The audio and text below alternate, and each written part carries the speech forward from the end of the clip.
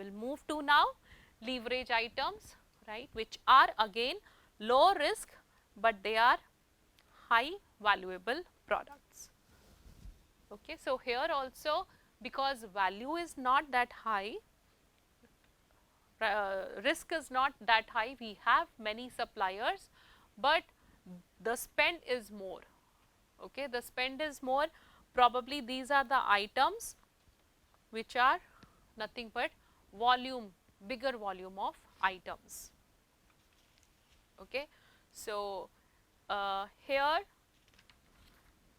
just like non-critical, the supply is less risky.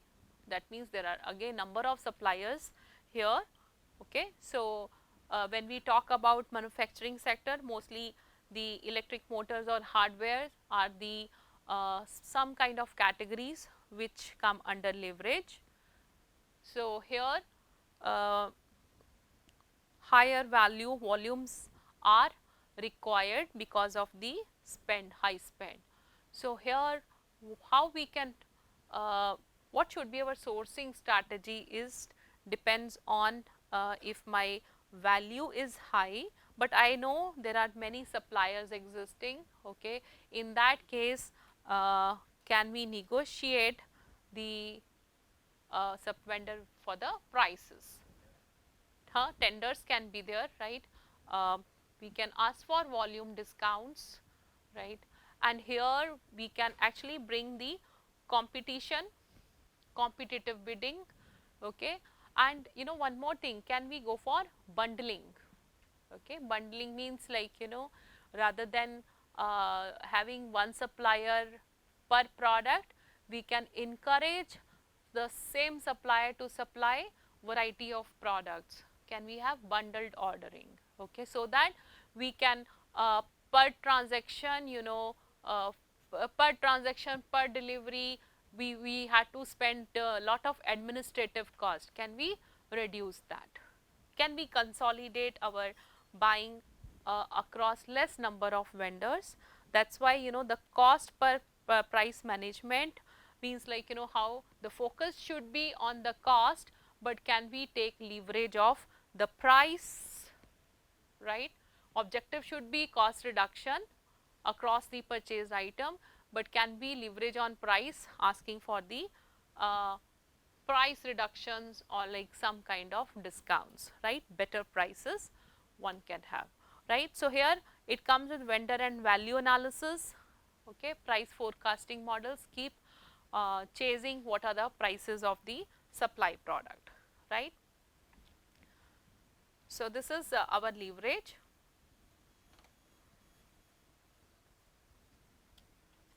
So, higher volume seek high level of service. If you know we are focusing on this items, you know, one should keep in mind that this is a high profitability impact product, right. So, we cannot compromise on the quality. Okay. So, and high compliance, if it is service, you know, one should have tighter service level agreements. Okay. So, how we can, one can leverage on the price from the suppliers by having multi-year agreements, right, with expectations that, you know, that's what can be set up in the agreements, that the suppliers will keep striving for reducing the cost, right, of the suppliers. And as we have said, competitive bidding. So, e-reverse auctions, these are such items are the best candidates for e-reverse auctions or bidding. Okay.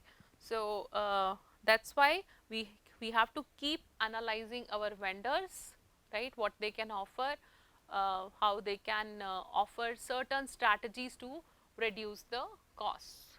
Okay. So, they can actually for example, even the any innovations in the logistics, like, you know, use third party logistics providers, and you know you can consolidate the orders across supplier, right, and send, you know, that to the manufacturing company. That is also one way of, like, you know, reducing the cost. So, these items are the best candidate to look for that kind of sourcing strategies. Then comes the bottleneck. The third category Here, you know, this is an interesting category where our value is low, their profit impact is low, but risk is very high. The best example is related to automobile, which has happened just post COVID. What was that?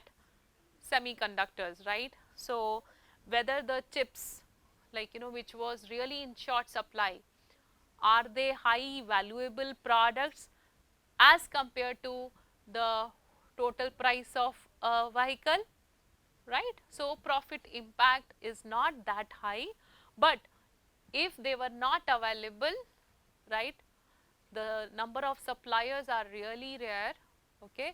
There are pocket full of suppliers all across world, okay. So this is a highly risk item, okay. So this is, so what should be the sourcing strategy like here?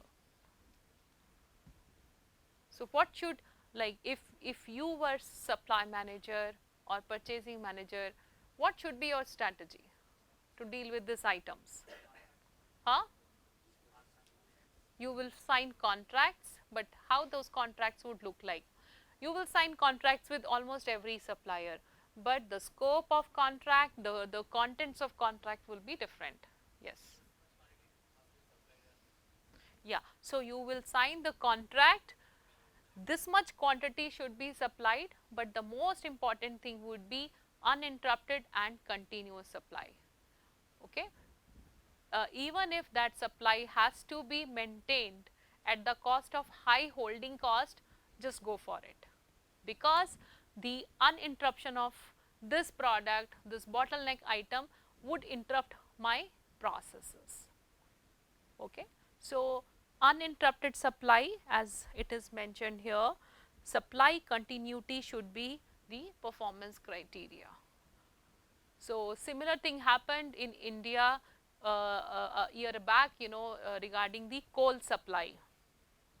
The coal, the thermal plants, like, you know, who were fed with the coal, it was really, it became unpredictable supply, okay. So they were starving to have coal, and it actually disrupted the whole production of electricity, okay. So such, now coal is not a valuable material, but uh, once it is not available, it would certainly affect the profitability, you can say, production, you can say, okay. So what one should do?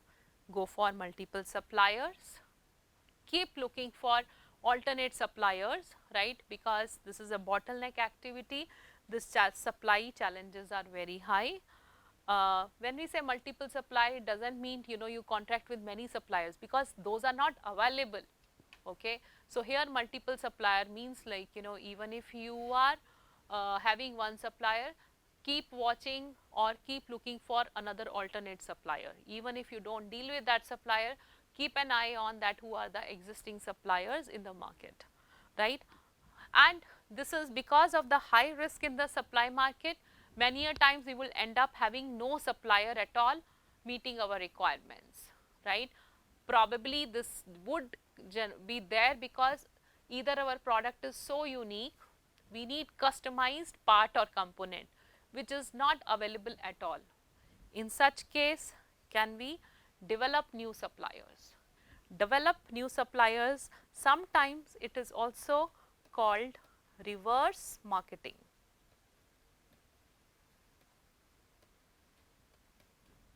This is also a very interesting phenomena. Many companies, like, you know, if they are looking for some unique part or component, they go for developing a supplier, okay. This is called reverse marketing, and if that also does not work, change the specifications, right, change the product specification. Here also, as we have also found out, tight control on service level, right. So this is about the bottleneck active items, and next item is the strategic. As the name suggests, strategic, where these items are high profit impact as well as very risky. Okay. So, here supply market, very few suppliers are there, and but at the same time the product is profitable or more value contributor. In that case, one should go for strategic. These are the categories of products, like which are more of innovative products, the products which fall under R&D, right, research and development is still going on, right. These days we see that many companies, they work with the suppliers to come up with a new product. Okay. So, that is why the performance criteria for this kind of category should be greatest risk, greatest reward. Okay. So, these contracts are very different from all three categories contract. In other categories, they are more of operational contract, how much you would supply at what price for how many years. Okay. But when we talk about strategic contract, here the contract deals with what is the risk supplier is taking, what is the risk I as manufacturer or buyer is contributing, how much investment they are doing, how much investment we are going.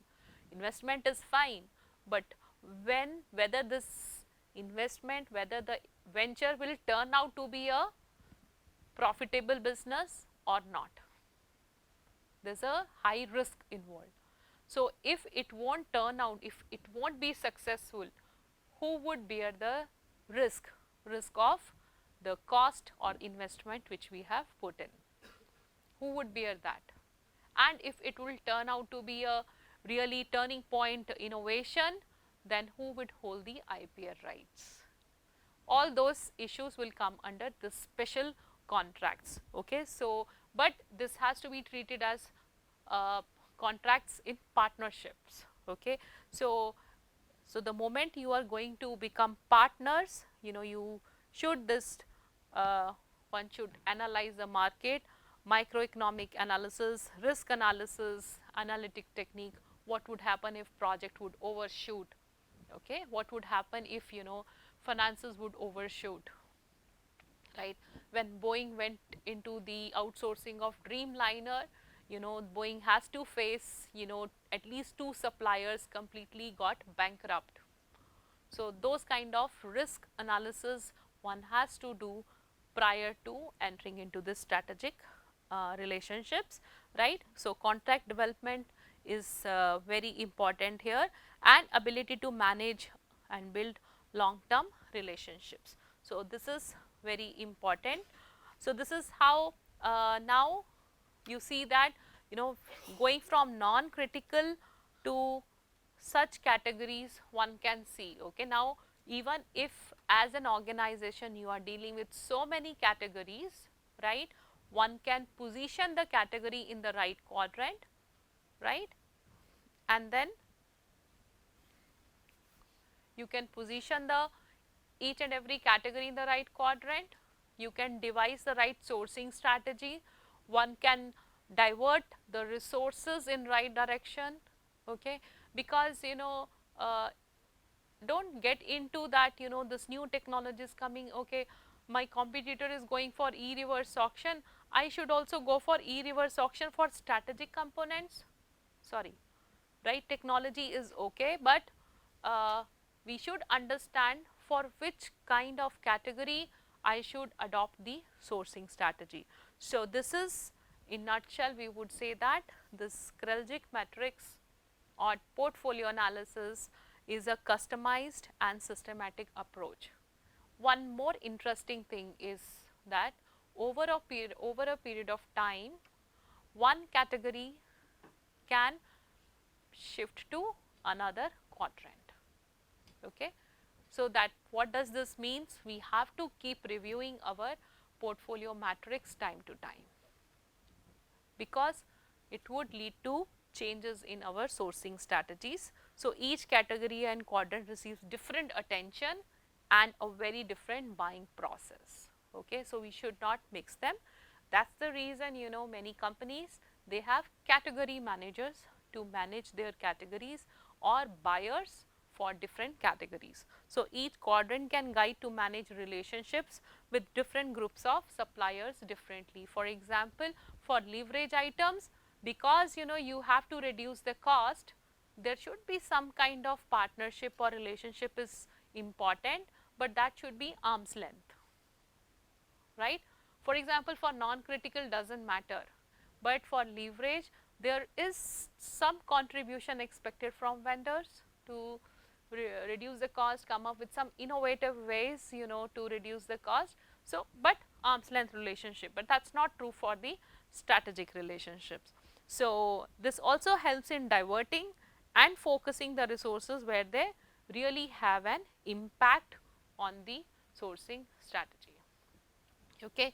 So, this is all about the devising the right sourcing strategy for the category, or you can say commodity, or your particular type of product, right. Yes. Right. So, sometimes like if a product is a leverage item, okay. So, we are getting like in good quantity, and all of sudden something happens, like in Japan some disruption happen, natural disaster happen, there was an earthquake followed by tsunami, and the Japan is hub for not only auto components but even electronic components, okay. So, then we would see that even if it is a small chip, it became because the impact was 7 to 8 months. So, that part and component became bottleneck, right, from the it moved from leverage item to bottleneck, okay. So, likewise such shifts can happen, okay.